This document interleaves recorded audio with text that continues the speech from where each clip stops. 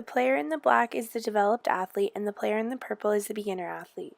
The first thing I want to point out is how each athlete starts their stance with. The developed athlete starts with an athletic stance, feet shoulder width apart, knees bent and looking forward. The beginner athlete is also in a similar position to this, but as you can see, her head is down and she is more upright. When it comes to the game, it is important for athletes to keep their head up, to see what's going on and who is around. It is also important for athletes to stay in a low athletic position to be able to explode with speed and protect the puck. The next thing that I want to point out is their arm movements. The more developed athlete has her pushing leg, side arm coming over to help the balancing leg, and this is called counterbalance. The beginner athlete's arms are more flaily and not as controlled as the developed athlete's. If we looked at the developed athlete's stride, she has a long stride with a quick recovery. She also explodes through with the toe of her skate, whereas the beginner athlete uses her whole foot.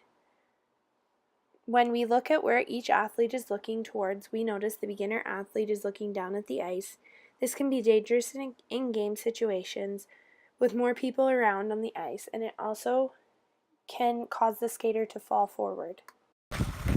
The more advanced athlete is looking up and where she is planning on going. This way she is more aware of her surroundings. When we look at the depth of each player, we notice the more advanced athlete is more in depth to her stride. When players are at the center of gravity, when a player's center of gravity is deeper, there comes with more power and more strength.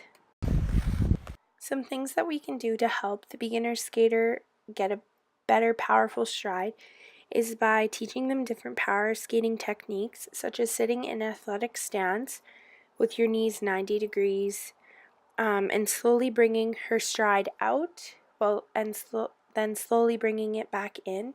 This will help her get the feel of how normal athletic stride is supposed to feel, and eventually she'll be able to do it quicker and more powerfully.